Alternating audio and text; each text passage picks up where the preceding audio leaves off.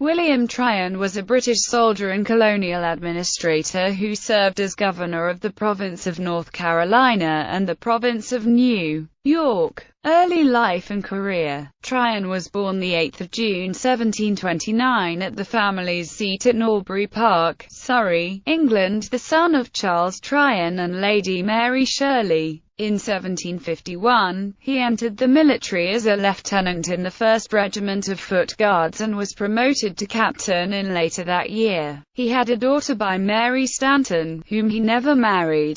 In 1757, he married Margaret Wake, a London heiress with a dowry of £30,000. Her father had been the Honourable East India Company's governor in Bombay from 1742 to 1750. And had died on a ship off the Cape of Good Hope on the voyage home. In 1758, he was promoted to lieutenant colonel. 7 Years' War. During the 7 Years' War, he and his regiment were involved in the Cherbourg Street, Marlow operation. They landed at Cherbourg and destroyed all war-making facilities. In September, they re-embarked for St. Malo, where the operation went smoothly until the withdrawal, when they came under intense fire from the French at the Battle of St. Cast. Tryon was wounded in the thigh and in the head. Governor of North Carolina. On 26 April 1764, through family connections, he obtained the position of acting lieutenant governor of the province of North Carolina. He arrived in North Carolina with his family, including a young daughter, and architect John Hawkes, in early October to find that the previous governor, Arthur Dobbs, had not left. He said that he would not be leaving until May. Tryon found himself with no income. In 1765, a house called Russellborough on the Cape Fear River near Brunswick Town was renovated to serve as Tryon's residence while he acted as lieutenant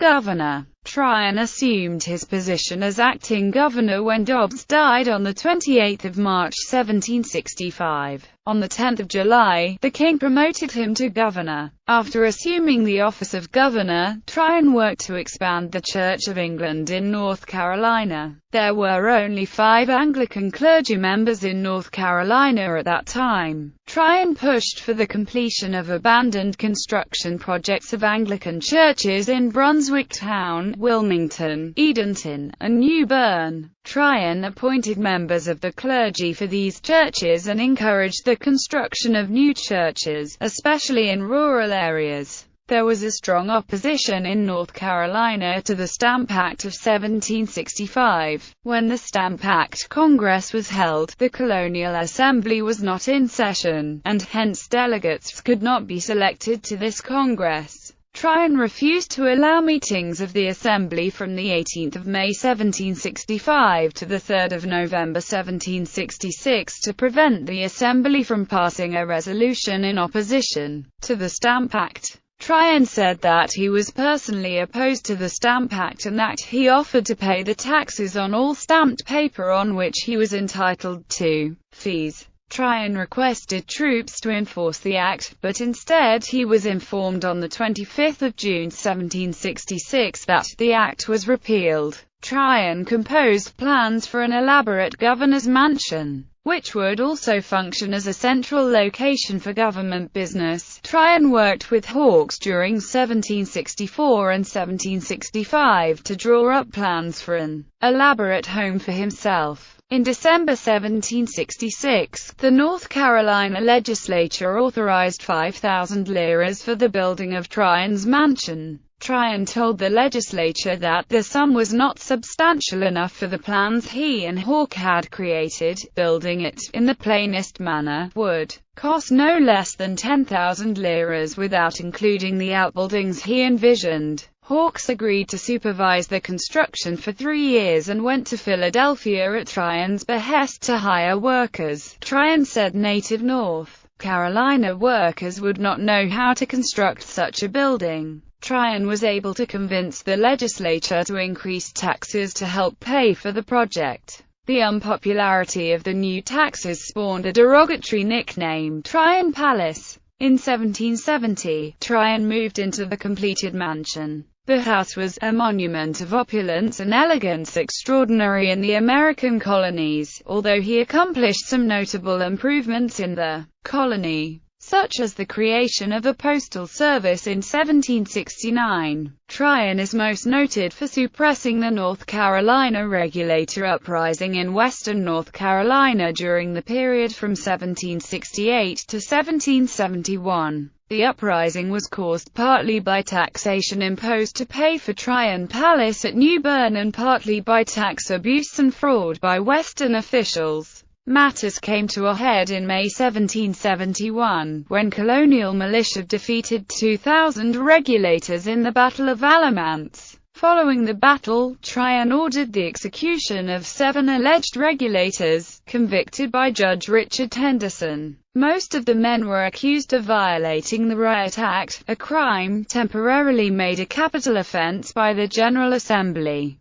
The executed men included James Few, Benjamin Merrill, James Pugh, Robert Matter, Captain Robert Messer, and 2 others. 6 other convicted regulators, Forrester Mercer, James Stewart, James Emerson, Herman Cox, William Brown, and James Copeland, were pardoned by King George III and released by Tryon. The Regulator Uprising is viewed by some historians as a precursor to the American Revolution. Tryon then raised taxes again to pay for the militia's defeat of the regulators. Tryon's governorship ended, and he left North Carolina on 30 June 1771. Tryon Palace was reconstructed in the 1950s using the original architectural plans drawn by John Hawkes, governor of New York. On 8 July 1771, Tryon arrived in the province of New York and became its governor. In 1771 and 1772 he was successful in having the Assembly appropriate funds for the quartering of British troops, and also on 18 March 1772 the establishment of a militia. Funds were also appropriated for the rebuilding of New York City's defenses. In 1772, opposition in New York was strong against the Tea Act. In December, the Sons of Liberty persuaded the tea agents to resign. Tryon proposed to land the tea and store it at Fort George. The Sons of Liberty were opposed, and Alexander McDougall said, "Prevent the landing, and kill the governor and all the council." When news of the Boston Tea Party arrived on the 22nd of December, Tryon gave up trying to land the tea. He told London that he could only be brought ashore, only under the protection of the point of the bayonet, and muzzle of cannon, and even then I do not see how consumption could be affected. In 1774, the New Yorkers dumped their own consignment of tea into the harbor. On 29 December 1773, the governor's mansion and all its contents were destroyed by fire. The New York Assembly appropriated £5,000 for his losses. On 7 April 1774, Tryon departed for a trip to England. Cadwallader Colden was the acting governor of New York in Tryon's absence. He arrived back in New York on 25 June 1775 after the American Revolutionary War had begun. Isaac Sears in July returned from the Continental Congress with orders to put Tryon under arrest, but George Washington had ordered Philip Schuyler, the commander in New York, to leave Tryon alone. On 19 October 1775, Tryon was compelled to seek refuge on the British sloop of war Halifax in New York Harbor. In 1776, he dissolved the Assembly and called for new elections in February. The new Assembly was for independence, and Tryon dissolved it. During the spring and summer of 1776, Tryon and New York City's Mayor, David Matthews, were conspirators in a miserably bungled plot to kidnap General George Washington and to assassinate his chief officers. One of Washington's bodyguards, Thomas Hickey, was involved in the plot. Hickey, while in prison for passing counterfeit money, bragged to his cellmate Isaac Ketchum about the kidnapping plot. Ketchum revealed it to authorities in an effort to gain his own freedom. Hickey was court-martialed, and was hanged for mutiny on 28 June 1776. In June, Admiral Howe arrived in New York City with the British Army. Howe placed New York under martial law with James Robertson as the military commander. Tryon retained his position as governor, but with little power. In early 1777, Tryon was given the rank of Major General of the Provincials. In April, he was ordered to invade Connecticut and march on the city of Danbury to destroy an arsenal there. Tryon established his headquarters at the house of a loyalist named Joseph Dibble, at the south end of the village, and near the public stores. Generals Agnew and Erskine made their headquarters in a house near the bridge, at the upper end of the main street, now owned by Mr. Knapp. All the other houses in the village were filled with British troops at night. Tryon engaged and defeated Patriot forces under the command of General David Worcester and Benedict Arnold at the Battle of Ridgefield when attempting to return to an invasion fleet anchored in Westport. In May 1778 he was given the rank of Major General in the British Army, but in America only, and also the colonelcy of the 70th Regiment of Foot.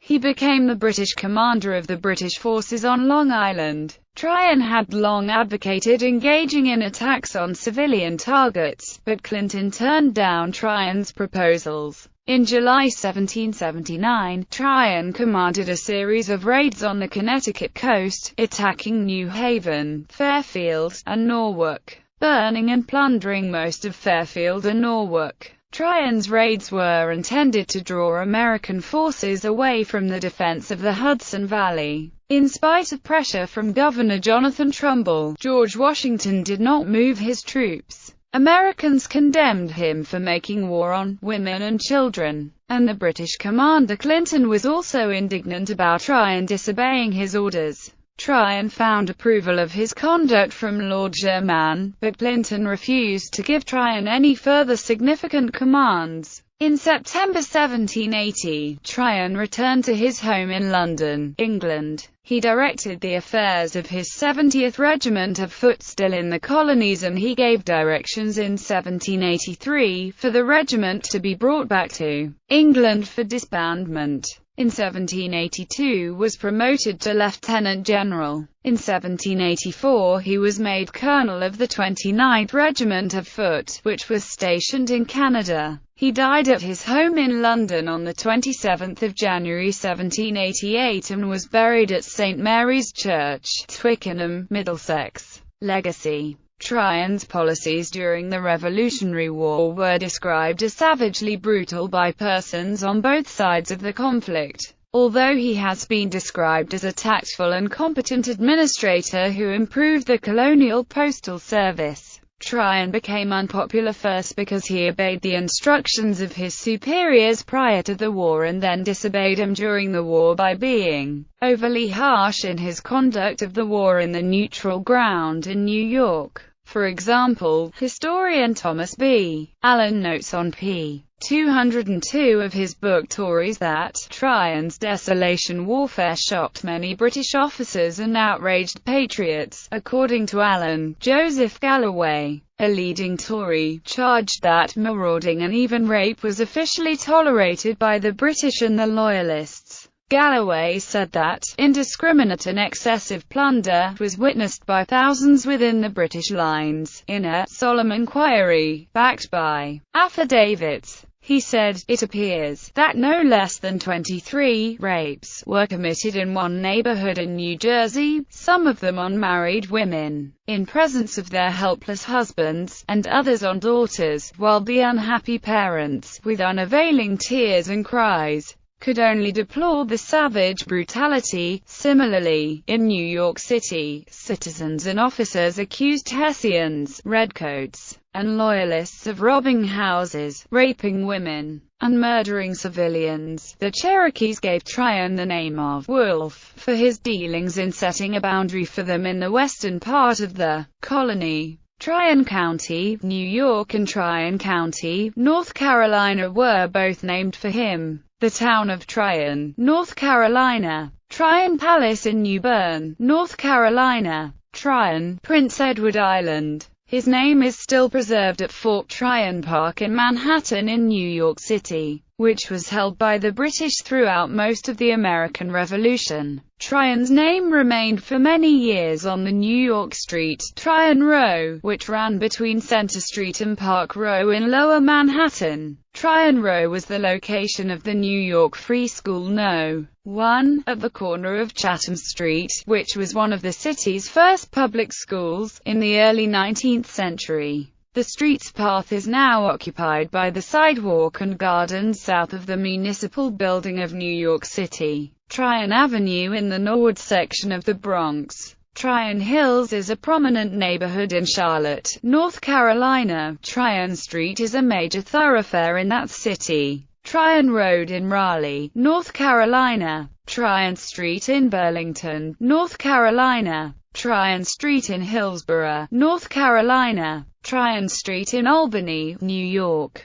Tryon Street in South Glastonbury, Connecticut that travels along the banks of the Connecticut River. The adjacent Tryon Farms was featured in Glastonbury's yearly 2007 calendar. Sarah Jane Tryon Betts is the landowner, as is her uncle, Charles Tryon. Many homes on Tryon Street date back to this period, and in fact accommodate the furniture of this era, some of which were produced by the cabinet maker Isaac Tryon, circa 1772. David Matthews, the former mayor of New York City under the British and during Tryon's period of power in New York, named a son William Tryon Matthews after him.